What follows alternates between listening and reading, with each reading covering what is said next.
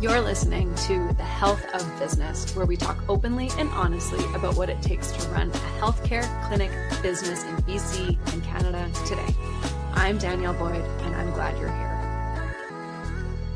Oh, so good. It's like, oh, I'm so happy for you. How are you finding like mixing now being a parent with a business owner? It's a lot of like very conflicting pressures, I would say. Mhm. Like being a dad is great. I think like being a mother is way harder than being a dad. And so there's a lot more time. My wife is really good about like supporting me with the time for the business, but Mhm. there's still lots of conflicting pressure there. And, especially when you have like a little bit of a slowdown or you have even one bad week and you're just like, what's going on? I need to put all this time into it. And I think it freaks you out extra because of the pressure of supporting the family, but at the same time of wanting to spend more time with your kids. So, Yeah, those are at odds with each other big time. yeah. Yeah. Yeah, you want to So, support financially, have this business do well, and then you also want to spend as much time. But that's the thing, a good, healthy business will also allow for that. So, totally, totally. okay, I want to hear about your experience at the ministry because I know you went with Team PABC to the ministry and had some chats about the profession at the Ministry of Health level, I believe. Is that correct? We did. We went first to the legislature to talk to the Minister of Public Safety and the Solicitor General, who has oversight over ICBC. So happy to chat about that too. But then after that meeting, we went to the Ministry of Health. It was two different groups, one on regulation and one who's like the in charge of allied health. I don't pretend to understand the structure of government all that well, but these were mid-level folks who sat I think the highest ranking person in the room sits, I think, directly under the deputy minister of health. And it was a pretty like wide ranging discussion. I can't say enough good things about Andrea, the PVC CEO. She has Mm-hmm. experience with the dental hygienist. I'm pretty sure she worked at the nurses union for a while. I know she's worked in government before. So like on the one hand, she knows a lot of the right people. She knows exactly how to talk to them. She knows like what to say and sort of how to calibrate the communication depending on whether she's talking to a minister or somebody who's way more in the trenches. The first thing that I said to Andrea, because I was actually on her podcast on Friday for Yeah, that's what PABC she said. talking about it. The thing that I said with her is like, we met for maybe an hour and 10 minutes. And what we actually need is like 3 days of 6 hours of meetings to talk to them because we're playing a ton of catch up on this advocacy work. So the most of the conversation was taken up with the new Healthcare Act, Healthcare Providers Act. I don't remember exactly the name, but the Yeah, new the 600-page one. POA. Yeah. So Andrea, rightly so, I think, is the most focused in that discussion, at least on the HPOA. And I think that's the right place because there can be some massive implications if we're really not ahead of this and in front of this. I don't pretend to understand anything about it other than the old document is 34 pages and the new one is 600 pages. So just knowing that there, I think it's something all clinic owners should have on their radar. Don't freak Mhm. out about it right now, but it's definitely something that in the next 8 to 24 months is something that we're going to be talking about a lot more. So that took up most of the discussion, which I think was a little bit, I don't want, frustrating is like too strong a word, but it was a little bit like, oh my God, guys, like we want to talk about scope. We want to talk about the payments for our socialized payments. Yeah, MSP. Yeah. MSP, the MSP patients. That's the three-letter acronym I was looking for. We want some juicier stuff that as clinic owners is a lot more interesting to us. So that was most of the conversation.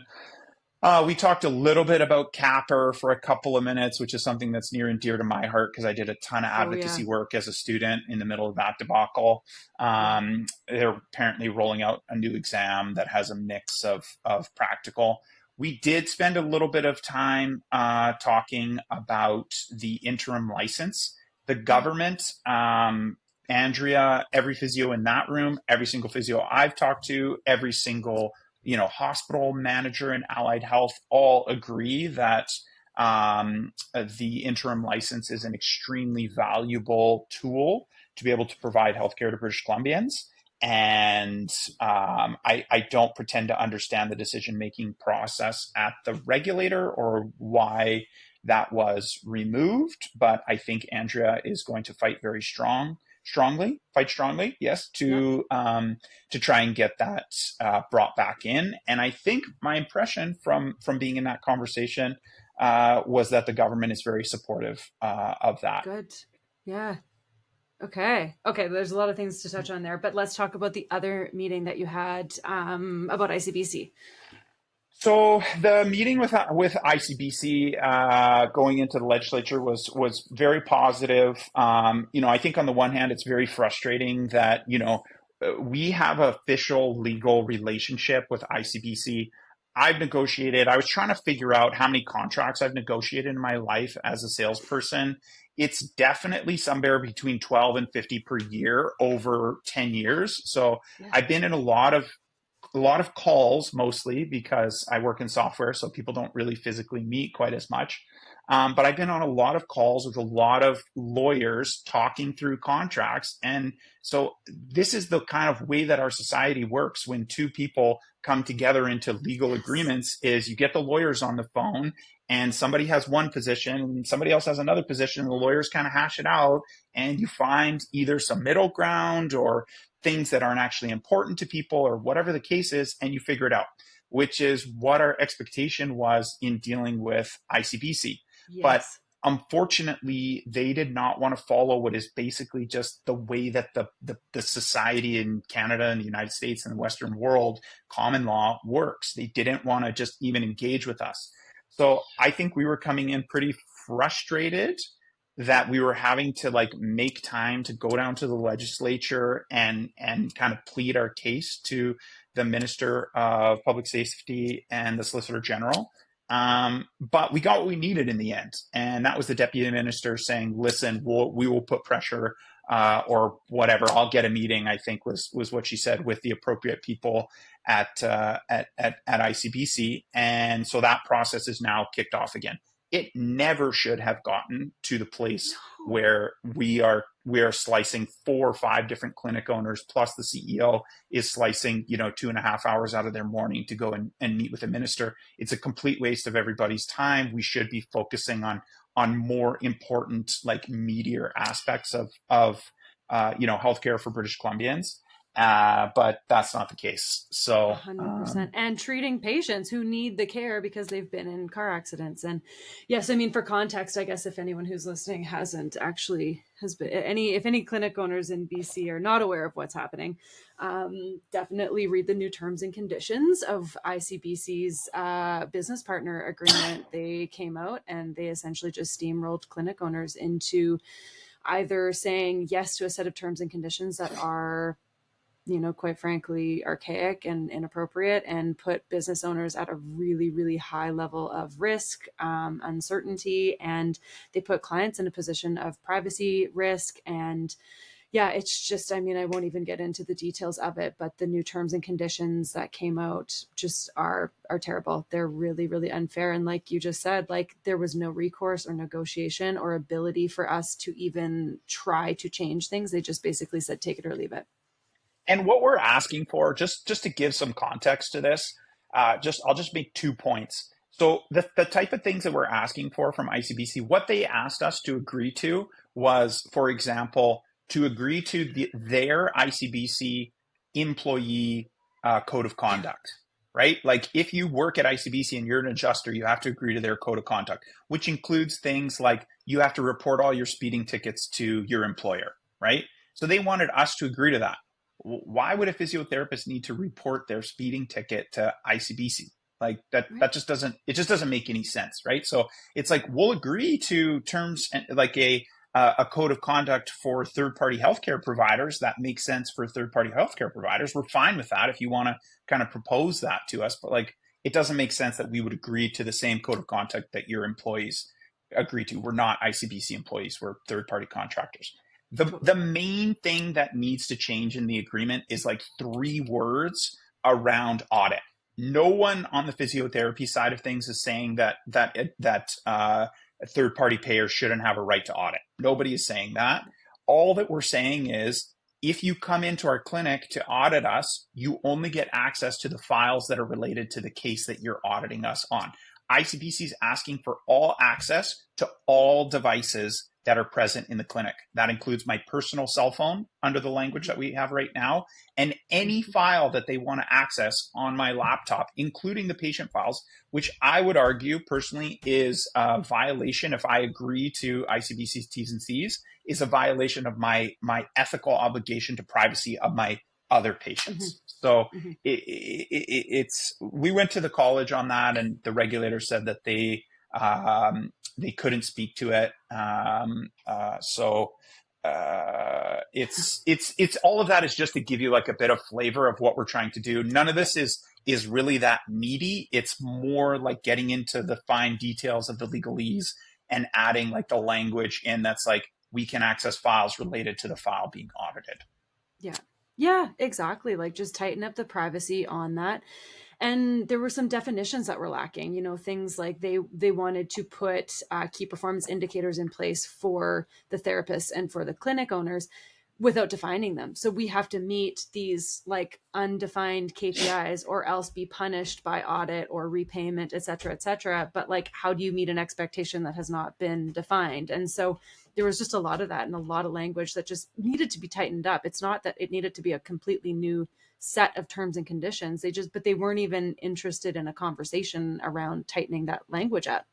So yeah, more to come on that, but I think that's really cool that you had the chance to go and spend some time in the building and be around all the hot shots and speak your mind. Thank you for doing that. That's super cool. It was fun. I love meeting and talking with politicians. I'm like the type of political nerd that's like, I've met with my MLA like twice in the last year to talk to her about stuff that I'm interested, even like non physio stuff. I would say too, like I'm somebody who I don't have a lot of problems with ICBC. My experience over the last 3 years working with ICBC is like, it's been pretty straightforward. Like I asked for concussion coverage, they give me concussion coverage. I asked for complex orthopedic coverage, they give me complex orthopedic coverage. I need another 25 sessions, they give me another 25 sessions. That's not 100% of the time. There have been some points of contention, but I'm not a big like ICBC hater. I'm just like, yeah, people get in accidents, they pay us. I really am not coming from a place of like intense frustration, but this whole process has just been sort of a joke, I would say. Yeah, well, and we're coming off the heels of the, Pacific Blue Cross changes where they've stopped allowing anyone who is using a physical therapy support worker. So I think this came out, I mean, in terms of a profession, it came out at the right time, like after we had a set of clinicians and clinic owners who were deeply affected by some changes in private insurance scope of coverage. So, they're already dealing with a group of people, a group of owners and practitioners who are quite sensitive and actually a little bit more attuned to reading these T's and C's, and maybe are learning that the T's and C's that they, are bound by and signed on to when they started their clinics are actually a lot more overreaching than they probably even realized, because so many of us just started our clinics and started direct billing without, everyone else is doing it, so they must not be that bad. And then when you actually dig into it, it's like, oh, so I think the profession is kind of starting to wake up to see what the T's and C's look like a little bit more. But you're right, like my poor experiences with ICBC have always been specific adjusters. Some adjusters are fantastic. You ask for those extensions and they're like, no problem. Some of them, it's just crickets for a month. And you're like, this person needs treatment and I can't even get a hold of an adjuster who will respond to my treatment plan that I didn't get paid for. That's a whole other area, but no, I do hope the profession too, because like we're going to start, I'm sure in this conversation, we're going to talk about fees. Like one of the, I'm plugging PABC really hard. I'm plugging Andrea really hard because I think she really will make a difference for us. But like one of the things that needs to change in the profession is we need to speak up for ourselves and advocate for ourselves. And one of the biggest things that needs to happen in the next 12 and then 24 months is going to the insurance companies and setting expectations and saying, listen, this is what we're going to agree to. This is not what we're going to agree to, right? This is how much we're going to charge, right? We're no longer doing this X, Y, and Z things. We're eliminating this window of 7 years to be having to pay back stuff that gets audited, or whatever the details of that conversation are. But we need to be much more like, we need to dictate to the insurance companies Yeah. what we're going to do and what we're not going to do as a profession, and that will only happen with sort of this sea change in mentality among clinic owners that you're talking about. And I very much agree is happening. I think it's slow, Mhm. but I do absolutely think that it is happening. I agree. And again, too, like I am 100% in agreement with you. Like Andrea and the team, Sean, like they have been incredible. Like I know Andrea had started about a month at PABC before Pacific Blue Cross made their changes, and she's just been like nose to the grindstone, full tilt ever since. And it's been, I've been incredibly impressed. And I think for the first time after being a PABC member for like 12 years, I feel like I'm actually really getting my money's worth right now. And I'm very, very grateful. It's really fantastic. But you're right. Like as a people, and I mean, I don't mean to generalize or stereotype, but I know a lot of physiotherapists. I've been one for a long time. Physios tend to be very easygoing, relaxed people. Like they're highly intelligent and also very lifestyle driven. So a lot of people go into physio because they didn't want to work night shifts at the hospital. They wanted the ability to make a decent living, help people through medical, support, but work Monday to Friday, 9 to 5, not even, or 4 days a week, or whatever that looks like. And so the thing is, we're incredibly capable. We are assessing people. We are keeping them out of the ER. We are, we are doing some amazing primary care right now. And I've seen the profession of physio change from being much more passive in terms of modalities to this like amazingly high intervention, hands-on, like amazing set of modalities and approaches and people. And now, as a result, though, we have not seen our fees and our remuneration keep pace with that, right? Like we have exploded in terms of like, dry needling wasn't really a thing that everyone had access to. Now, everyone has access to that in terms of training for physio. And there's just so many amazing courses that physios can take that just weren't here 10, 20 years ago. And so, yet, our fees have only done their, customary 2 to 5% jump every year for inflation. Meanwhile, the profession has advanced incredibly far, and there's so much more work being done. But personality wise, a lot of people just don't care. They'd rather not invest their time into advocacy, and they'd rather be skiing on the weekend. Not that that's a bad thing. I enjoy skiing on the weekend. But if I ever want to open a clinic again, it needs to be financially viable for me. And I think this really, as we were saying sort of in our short chat before, like we are in the middle of a massive cost of living crisis. It's global, right? People are experiencing everywhere. We're also experiencing it here in Canada. Whoever you are as a physiotherapist, you've taken somewhere between a 3 and 30% pay cut over the last 5 years because your buying power has diminished so much. The price of eggs has gone up, that's kind of the classic example, but the price of everything has gone up. And so you're Mhm. making less money now than you were in 2019 before COVID. Yes. So unfortunately, whether you like it or not, you're making less money, and we need to fix that problem. Everybody on the physiotherapy side, as you said, these are very smart people. They've sacrificed years of their life going to school to get trained. All they want to do is help people, right? And so, while a lot of physios don't like to talk about money, they don't like to talk about raising their fees, right? We have to be having this conversation, and we have to be raising our prices. That's just the reality of the situation. On the one hand, because of inflation and the inflationary pressure that we felt over the last 5 or 6 years, and two, like you said, because the service, especially in British Columbia, like there are still clinics that do the ice bag 10s, 12 Yep. minute thing. Like, and I'm calling you guys out. Please stop, right? Um, but the majority of physios that I know are one-on-one for 20, 30, 40, even 60 minutes. I only 90% of my patients I see on the 60 minute, and I'm one-on-one with them the whole time. working them through exercises. I do a lot of passive care. I do a lot of manual therapy. I do a lot of needling. Do a lot of education, right? Sometimes we just sit there and chat too. But I'm not rushing people in and out of the door, and you make less money that way, right? Mm-hmm. That's part of the reality as well, versus billing $86 on the 15 minutes like people do in that type of business model. And it's not to say that tens and ice don't have a place. Like, I'm not saying that at all, but I think its time has passed as a business model, and the majority of physios I think would agree with me. And we need pay that is commensurate with the inputs, and the education and the experience that the average physio now has. 100%. I agree with you. And it's funny, as someone who's done nothing but like continued education and spends like you 45 to 60 minutes one-on-one with my patients, there's no passive modalities in that time. That is fully manual therapy, exercise, needles, like whatever that is. It's easy to just assume everyone else is in that same boat. So when you're doing advocacy work, it's so much easier to just be like, yeah, every physio operates like I do because that's the way it is. And all my friends and all my colleagues that I know one-on-one are doing that same thing.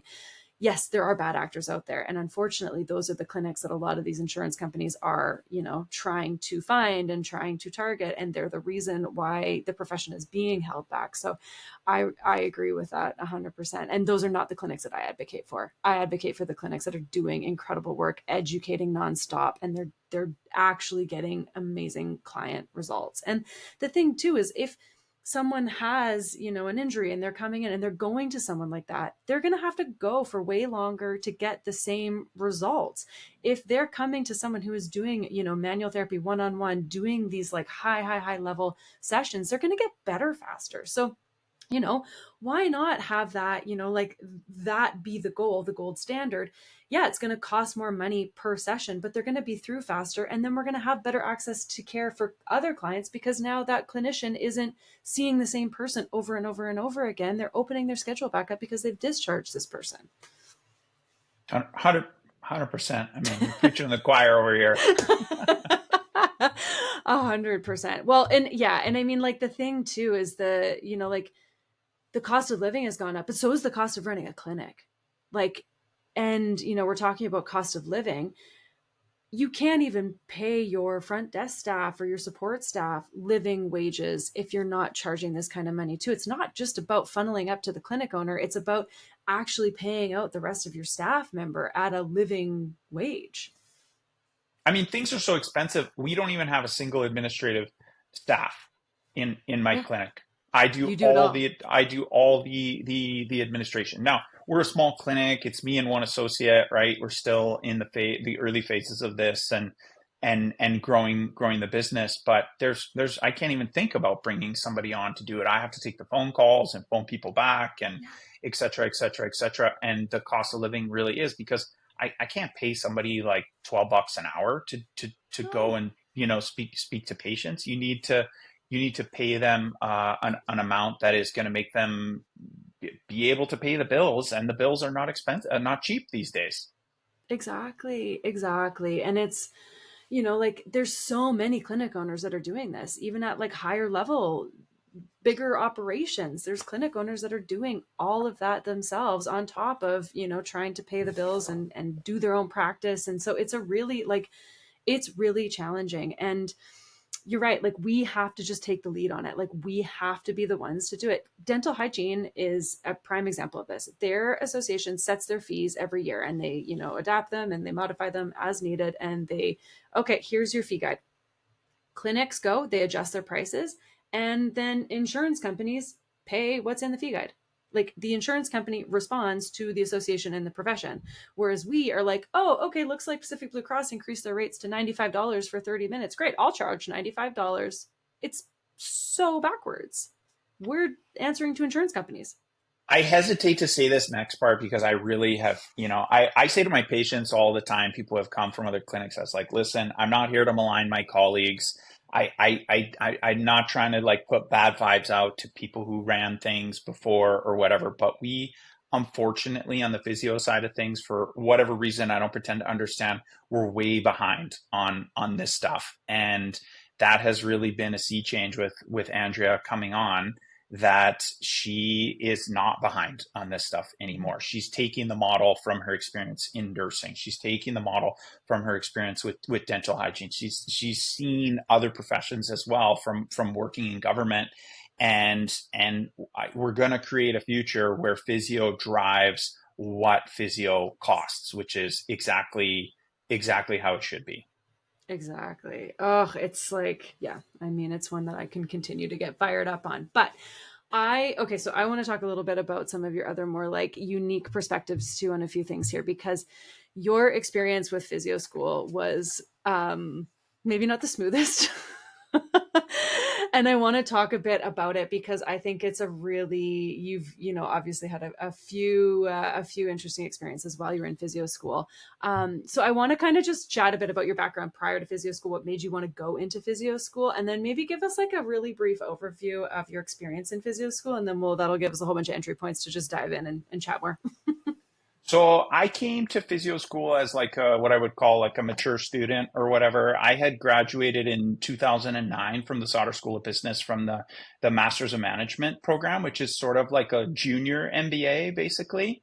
And I, by accident, got into the software business. I worked at a building energy management company because there was a big wave around 08, 09 around clean tech and green tech. And I was raised by hippies. So it was important for me to have like a mission driven sort of place to work.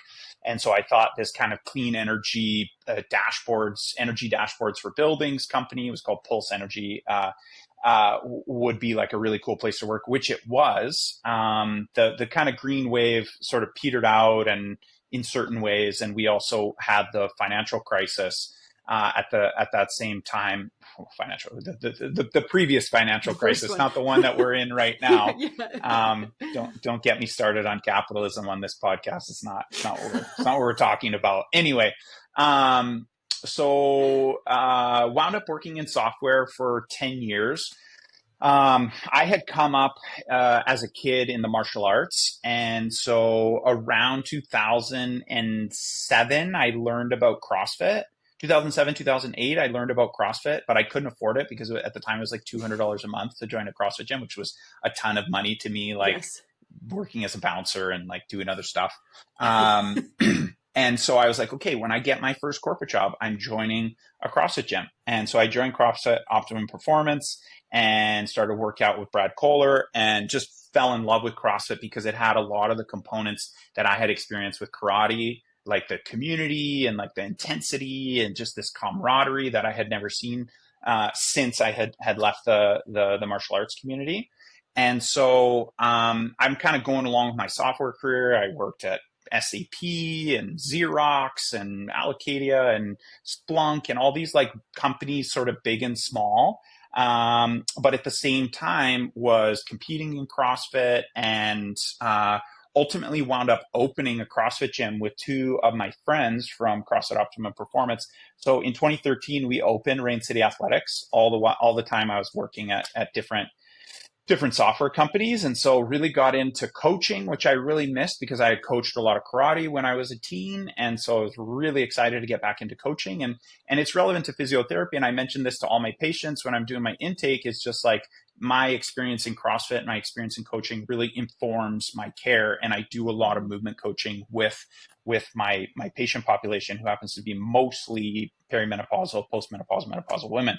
Um, so who need to learn resistance training. Everybody needs to Yes. learn resistance training, but they have proven themselves to be the most like engaged group on that front from what Ooh. I've experienced.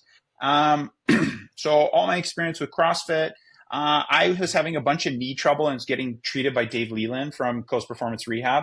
And Yeah. my family is all in allied health in the US. So like my dad's an osteopath and a psychologist. My stepmom is a practitioner of traditional Chinese medicine, so like TCM doctor.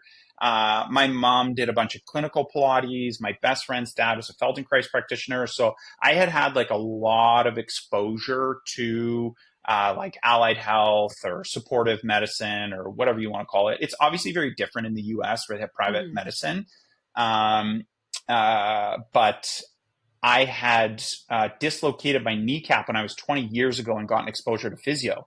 And I had sat in the clinic at War Memorial Gym being like, whoa, this is a freaking great job. Like you kind of hang out, you do a little bit of hands-on, you do some exercise, that was a big open clinic environment. And I just had Yes, memories of like talking to the other patients and everyone kind of, oh, my hip hurts so much. I can't do the things I want. And I was like, this is just the environment for me. And I thought it was so cool. I had a great physio then. And so I had all this exposure to physio, and Dave kept being like, come on, like go to physio school, apply to physio school. And we had like this succession of conversations, and we had discussions about all the different aspects about care, about like what the career is like. We finally got into like some of the financial aspects and how that had like improved over time, because as yeah, with the switch from BPT to MPT, the prices did go up a little bit and people could make a little bit more money. Dave was talking about sort of the changes in care model away from the ice bag TENS approach to this more one-on-one approach. And so finally I just pulled the trigger, and I was like, I was pretty unhappy with a lot of the parts of sales. I loved a lot of selling, but being in these big corporate environments was challenging for me and my personality. mm-hmm. And so I just had always wanted to be a physio from the time I was 20, and I dislocated my knee. So applied to physio school and got into physio school. It really surprised me because everybody's average is so freaking high in physio school, and mine is not bad, but it's not as good as like all these kids with A averages, which is just absolutely just seems bananas to me. Like I'm a Yeah. good student, I've done a lot of university, but I'm not at the level of most of the people that I went to physio school with. Yeah. um I mean, you probably nailed your interview, just knowing you personally, you probably crushed your interview. And I know that that carries quite a bit of weight, but because I was like you, like I just scraped in on the academic side, but I know the feedback on the interview was good. So I think hence why we're chatting right now, really. I think so.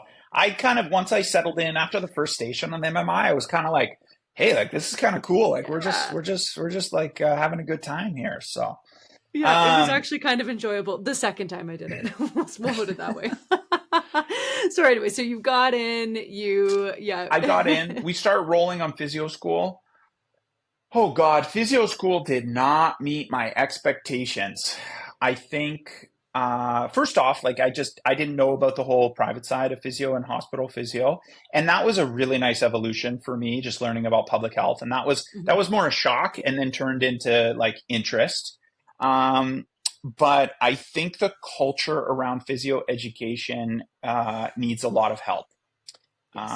I think it is a culture that is stuck in the past, where the relationship between the instructors and the administrators and the student body is very bachelors, right? It's very like, we need to keep these kids in line and we need to make sure that they're following the rules. Whereas I had a very different perspective. Like I had done a ton of sales training, and they bill the MPT programs as adult education. And there's certain qualities that adult education has. And one of the main qualities that it has is great trust in the learner's responsibility for their learning journey, right? Mm-hmm. Like you would go into sales training, and I've gone to sales training down in the US with where the companies are spending like probably like around 30 or $40,000, right? Probably more. I've been to one that's a Yeah. week long. It's probably more like 50 or 60 grand per person to put them through sales training. So like it's not a joke. You're there all day long. They have multiple trainers that come in. They're feeding you. They have to rent a room. They fly everybody down. They literally, like I've been in sales training where there's people from Australia, New Zealand, UK, EMEA, Middle East, like people flown in from Dubai, like tons and tons and tons of money is spent on this. So like Yeah. it's a pretty high stakes game. Like you're not allowed to be messing around. But Yeah. like if you're working a deal and your client calls you, you answer your phone and leave the room, right? Mm-hmm. And there's the trust from the teacher that like the learner is going to work this out. And that Mm-hmm. type of trust just didn't exist for me. And as a 37-year-old man, like being sort of put in this box of like there's a lot of finger wagging happening, it was a very rough experience for me. So I think there needs to really be a step change in the culture around physiotherapy. You have literally some of the smartest people in the province. These Yes. people are more dedicated to doing what they want to do than just about anybody else. They are the elite of the elite academically. The sacrifices that they have made just to get into the program, it's crazy. And so these are people on the same, like, if you think doctors work hard, well, physiotherapists work that hard. I don't think I'm blowing anybody's mind who's listening to this podcast by saying this, but I'm just trying to explain where I'm coming from. No, And so it's absolutely. like Yeah. nobody needs to waggle their finger at the people who are in physio school. They're committed to it. So um, it was so much more didactic than I thought it was going to be, and like them just passing information on. I guess the last way that I would kind of illustrate this is at the very end of physio school, we were learning some manips for the first time. And I think Mhm. it was the first or the second year that they had added in like a thoracic and a lumbar manip. And we Yeah, were we just learning it, got a talus. We just got a right? talus. So we were actually doing the ankle at the time.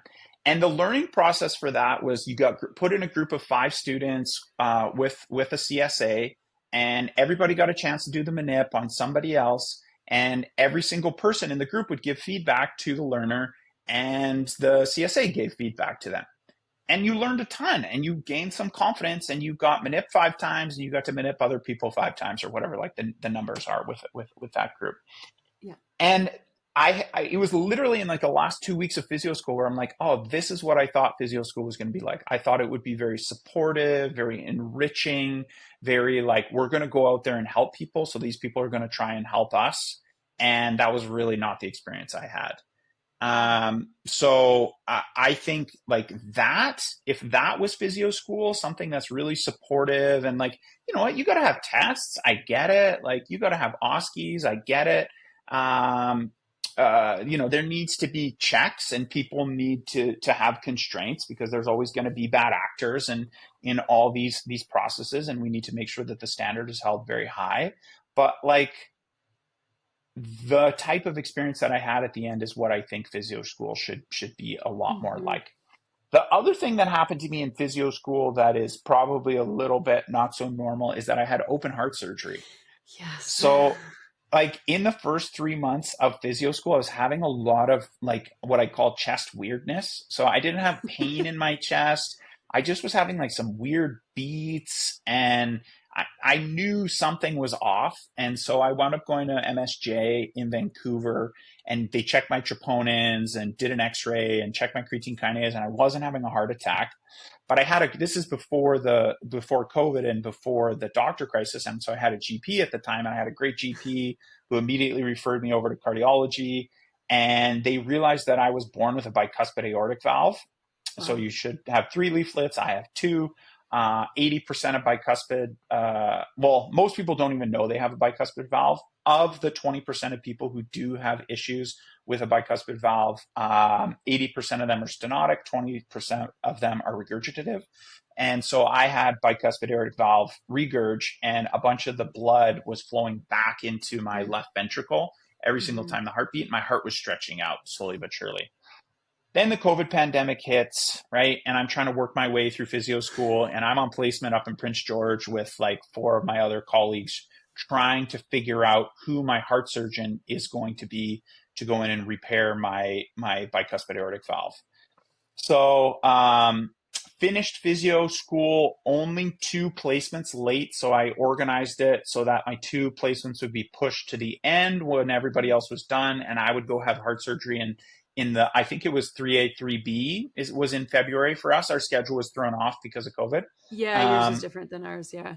yeah. So I had the heart surgery like right at the beginning of that first placement, convalesced for 12 weeks, and then joined the cohort again for the last, it was like one block, I think, and then went on 2 placements on my own. It was funny because I thought I would be the only guy there, but there's like other people who got sick, somebody who failed a placement. Like there was a mix out of 70 people of I think about 6 or 7 people who are kind of not on the same placement as me, but who are also out there kind of Right. cleaning things up and wrapping things up. So Yeah. Well, and it's interesting that you talk about the like keep people in line because they like that must have been very challenging to even be able to arrange that, because I, like, you know, like you, we went to the same school. I graduated in 2014. It felt very much like, keep these kids in the boxes, make sure they tick the boxes. And if you are outside of the box, you are like, you have to start again, or like, it just felt very punitive. Yeah. And I'm not somebody like, I understand these are big programs. There's a lot of money at stake. The provincial government's spending a lot of money to educate the, physios. We need a good standard of care. Like, we need people passing the national exam. People need to meet the milestones as they go through the program. Like, I'm not against any of that. I think for me, it's more about the culture. I wrote a letter to President Ono when I was going through this process, because the type of treatment that I received from the physiotherapy administration at UBC just really lacked compassion from my perspective. And it was a really, really shocking, really painful experience for me because of the type of treatment that I received by them. And they were supportive for some things, but it was really kept to like this very minimum standard. I mean, getting into all the details, if you think it's going to be interesting to people, I'll talk about it. Like, I'm very, very open about it, but I don't think it's that interesting. Suffice to say, I worked really, really hard to try and get the things that I needed from the physio program. Even went to the UBC Central Disabilities Department to try and get the things that I felt like I needed to be able to get through this pretty kind of heinous experience, and was turned away. And I remember I had a conversation. I'm like relatively capable person because of my background. Like, I booked meetings. I talked to the head officer at UBC for, I think it's diversity, equity, and inclusion at the time. And ultimately, like, what that came down to, like what kind of sums up my experience is, I just finally came to this point where I was on the phone with her and I said, what about compassion? Because she's talking to me about, you don't meet the medical requirements for the types of things that you're asking me for. And I just said, well, what about compassion? Don't we have compassion for people? Like, I'm not making this up. Like, I had open heart surgery, and I was just asking for a placement to get adjusted so that, like, I could see my family because we were in the middle of the pandemic. And they refused to even engage with me on this like pretty simple request. Like, nobody would even have a conversation with me. And tons of people got their placement moved for different reasons. Some people because they got pregnant, other people because they were sick, and so I wasn't really, to my mind and from my perspective, making any kind of unreasonable perspective. But I think in healthcare we still have a very light kind of hazing mentality, and an approach that is like, we need to make these people suffer a little bit so that they can come a little bit sharpened out the other side of this program. I would just say right here, all my views are my own on this one, and I'm just speaking from my personal experience. I'm really not trying to malign anyone, but what I'm saying to you absolutely was my experience, and it was quite shocking to be honest with you. And I really think we need a change where there's more care. And I don't mean like you should be able to move your placement because you want to go party with your friends on the weekend, but like, we should be valuing the whole person. And like, maybe a placement should get moved because somebody needs to go to their friend's birth, or because they need to go and stand up for them at their wedding. Like, and I know that there's administrative burden that goes with this stuff. Certainly we should be considering moving a placement for somebody who's had open heart surgery and is trying to spend time with their family, So I would agree with you 100%. At the end of the day, life and family and health come before everything, career, school, all of these things. And open heart surgery is no joke. So to want to spend some time with family is, I think, absolutely grounds for a consideration like that. Like, there's not a lot of people in physio school going through that. You would think there would be a bit of compassion for that when it does happen on the rare occasion. So, what a, like, well, and couple that with COVID. This is also happening in COVID, because when did you start school? It was 2019, and then we COVID started hit. September 2019, and COVID was like middle of March in 2020. So like, I don't know, Right, what's that, 6 months 5 months in. after? Yeah, yeah, yeah. So, Wow. Yeah. and you mentioned like nobody else went through open heart surgery, but like, I've had conversations now because I speak out on this quite a bit. with people who lost a parent, for Yeah. example, and were given the minimum that you get 5 days for bereavement. And I'm like, and the answer from the administration is always like, well, you can move to next year.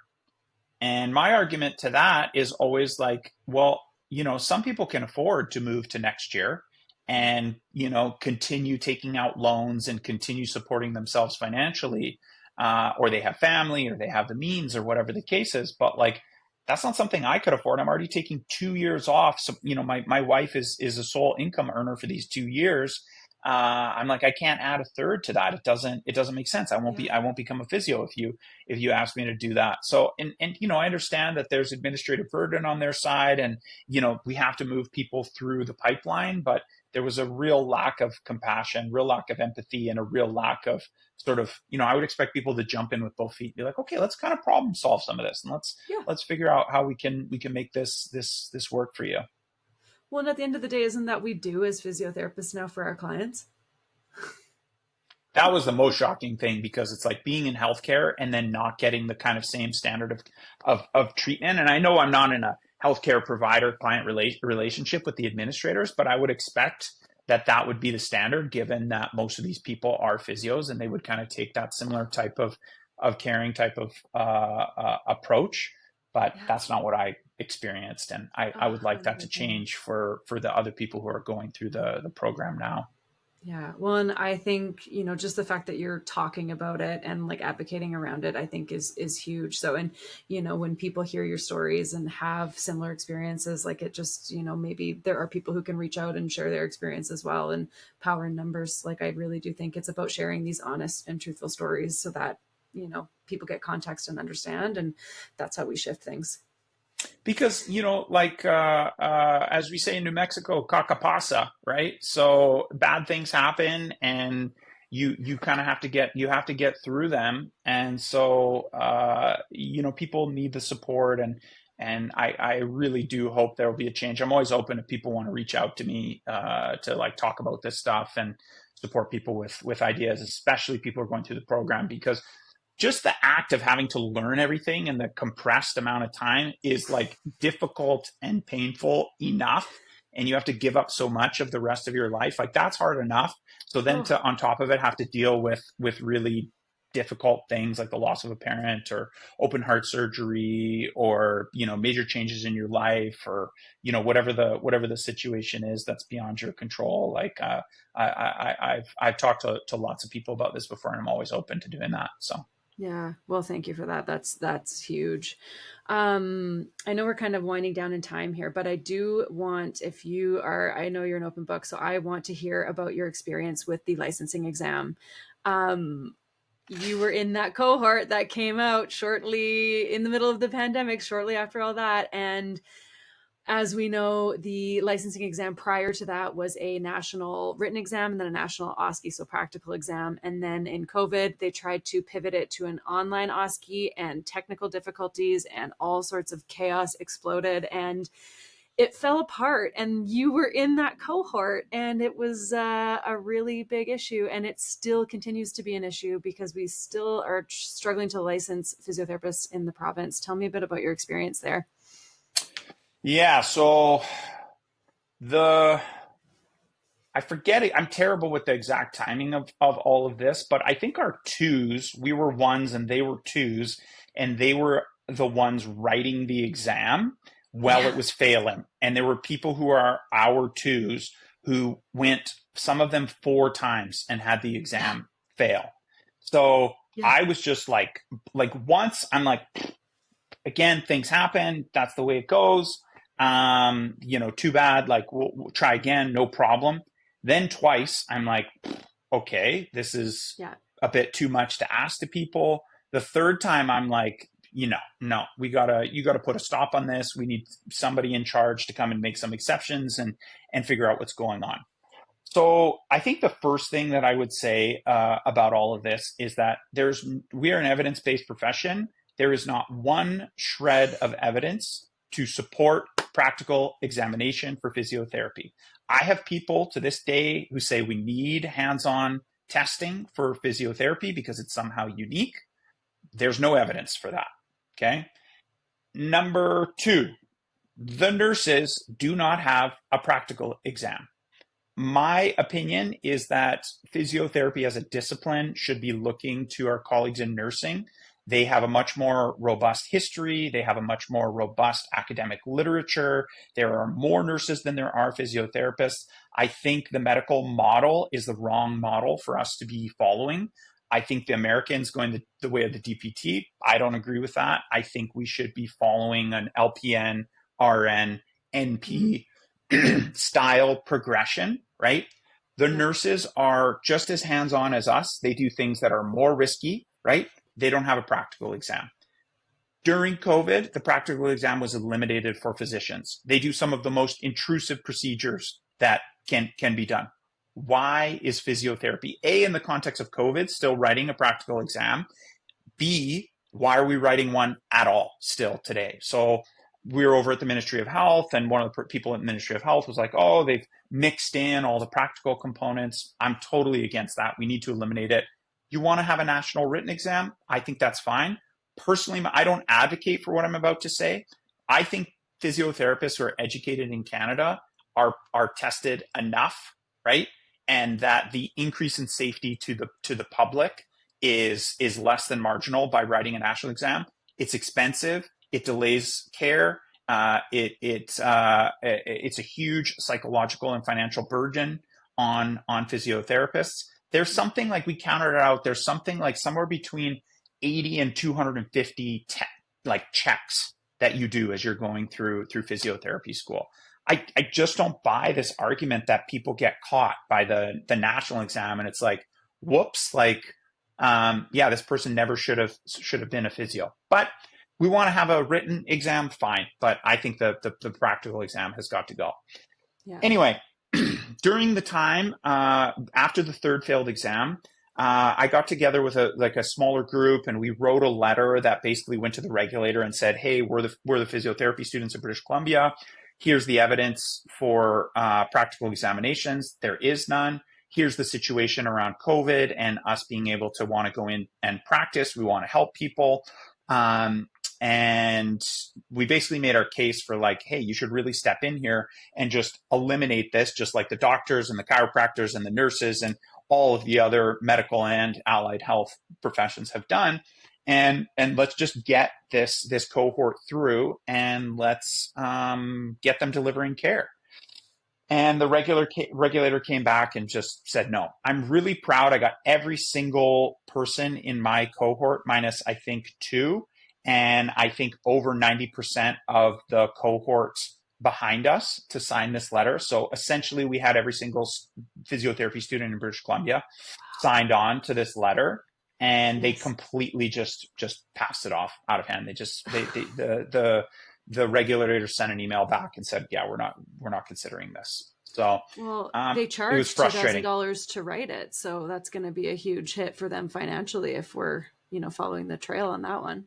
I think, I can really understand. Like, I remember going through physio school and them talking about this template of like, here's the entry to practice thing that physiotherapists know. And they talked about it a lot to us. Like, when was the last time that template was updated? And this is a whole nother bag of beans. It's like, what are the entry to practice requirements that we should be having as physiotherapists? Like, should we be spending as much time learning how to percuss people? Should we be spending more time learning about how to take a history that reflects the biological, psychological, social, whole person centered kind of approach, and actually maybe gaming out a subjective history a little bit more? Should we be maybe spending more time on hands-on skills than we do already? I mean, like, these are just questions, right? I don't pretend to like have the answers, but I think that template needs an update in terms of what entry to practice for physiotherapy looks like. I think the evidence has changed, and that's really where I'm coming from. Like, we still learn a lot of things that are not evidence-based in physiotherapy. And I'm a big advocate for tradition and traditional knowledge of physiotherapy sort of being passed down. I do a lot of manual therapy. I do needling. I do things that are not the most evidence-based. So I'm not against any of those things, but I think that the evidence has has progressed significantly. And I question whether the education, and especially that template off which the CAPR exam is written, has progressed proportionally.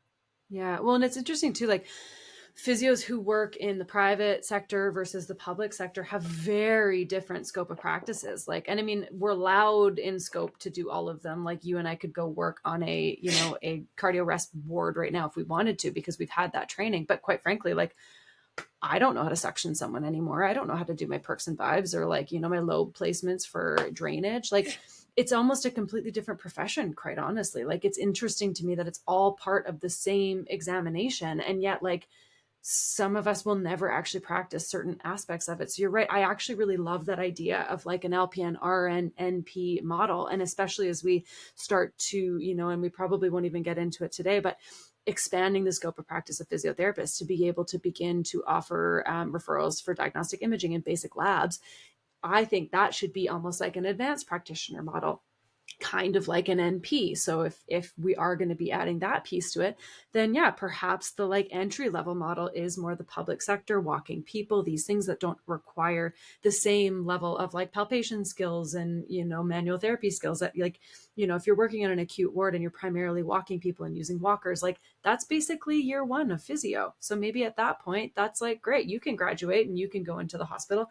And that's either a separate exam or a separate type of practicums, because our practicums, like I had 6 different practicum leaders. You would think that they have, you know, they've seen most of my skills. Can they not just check a box and say, yeah, practically she's pretty sound?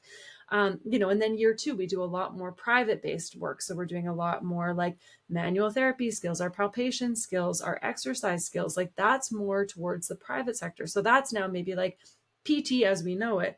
And then there's the option to potentially do a advanced course where now you can order these labs, you can order ultrasounds and x-rays and MRIs. And, you know, then you take on a bit more of that like NP role and responsibility. Because quite honestly, you're right. In terms of the like practical work and the risk that we do, I think the riskiest thing that physiotherapists do is dry needle. And you don't learn dry needling in school. Like, I think that's actually the thing that is the most risky of all. Infection, pneumos, like puncturing an artery, like these things are probably way more higher risk than any of the skills were taught in school. So I, yeah, I don't I don't pretend to be an expert on like physiotherapy education or anything like that. I don't pretend to have answers on this, but I think these are the conversations that we should be having as a profession. My argument is that for X-ray on scope of practice, I think we have the training now already in BC just to get it on our entry level, and that's one of the main things. This is going to be interesting to I think everybody like one of the main things that Andrea is working on. And I asked her when I last spoke to her, I said, do you think we can get this in the next 12 months? And she said, no promises, but she said, she thinks that's a reasonable ask. I think optimistic. it would make so much of a difference in terms of emergency department visits for us to be able to order x-ray. Somebody rolls their ankle really bad. It's blown up. They can't take 4 steps. Okay, boom, here's your rec. Go get an x-ray. We've ruled out fracture or we've ruled it in. And there's no visit to the GP, needed. And so I think already our scope of practice could allow for x-ray. And then, I think the discussion is starting now that the terms that I think CPA is using is like advanced practice physiotherapist. And I'm of the mind that should, like, the main thing is we don't want that to be Mickey Mouse, like it's not a weekend course. It's maybe 6 months or 8 months or 12 months of additional training that you do. And I don't know, maybe does it include, injectables? Does it include prescription of diclofenac cream? Does it, what else is in there? But I look at what the province just did with the pharmacists and sort of opening up that scope and how popular it is with everyone that I know and how thankful people are that they can just go to the pharmacist and get their birth control or get their treatment for low level infection or whatever it is. And the physios need to be the next one on that. And Andrea is very much working on this. And that was part of it was such a small little part of the discussion, which was why I said I was a little bit frustrated with that Ministry of Health. I was like, I want this to be the whole discussion. Like, we need to spend 6 hours talking about scope increase. But it's very much on her radar. This is why I'm telling everybody, give it 1 year, sign up for PABC this year. Andrea is just working tirelessly to do this. A lot of us, Danielle, I went to the legislature with 4 other physiotherapists. Yeah. I talk regularly with a group of about another 6 physiotherapists from all over the province. And like in some of these groups, these WhatsApp groups, there's literally hundreds of people who are interested in this. So we have a lot of work to do on the advocacy side of things. We need people to try and stay up to date and stay a little bit more tuned in. You don't need to be an expert in all this stuff. Like those of us who get our rocks off on talking to politicians and staying abreast of this stuff are doing that. But like for my colleagues, please try and pay attention as much as you can. Join the WhatsApp group that Danielle has set up. Like, join PABC. Andrea has been giving these fireside chats. She explains everything that she's doing. They're super accessible. You jump on a Zoom for half an hour after dinner one night. If you miss one, you go to the next one and you can just ask questions from what you missed. Like there's no excuse with just the digital connectivity that we have to not spend 20 minutes, 30 minutes a week staying up to date. Text a colleague, somebody will give you a breakdown, because we really do need everybody at least to stay at like a minimum level of understanding of what's going on, because it will make a big difference. 100%. And they're so accessible. Like you can email Andrea and she'll write you back immediately. You can text her. So PBC's also just launched a forum style app now where anyone can join who's a member. So yeah, I am 100% in agreement with you. And that is like the best summary, mic drop, like wrap up moment right there. Where can people find you online if they want to reach out, connect, find out where you work, maybe get a treatment from you? My clinic is called Capital Physiotherapy. You spell capital with an O. It's like the building. My logo is the shape of the Capitol building in Santa Fe, New Mexico, where I'm from. So you can write me at alexi@capitalphysio.com. If you want to email me, that's cool. We're on Instagram at capitalphysiovic. Google my name and we should pop up. And I would love to hear from anybody and everybody. I love talking to other physios and on whatever topic, really. So Danielle, thanks so much for having me. It was a blast today. So good. We'll do it again. We have way more to talk about, but that's a good starting point. For sure. That's it for this episode of The Health of Business. If you're navigating any of these challenges in your own clinic, know that you're not alone. If you're interested in working together on any of these challenges in your business, head to danielleboyd.ca to learn more about my consulting offerings and to get in touch. Catch you next time on The Health of Business.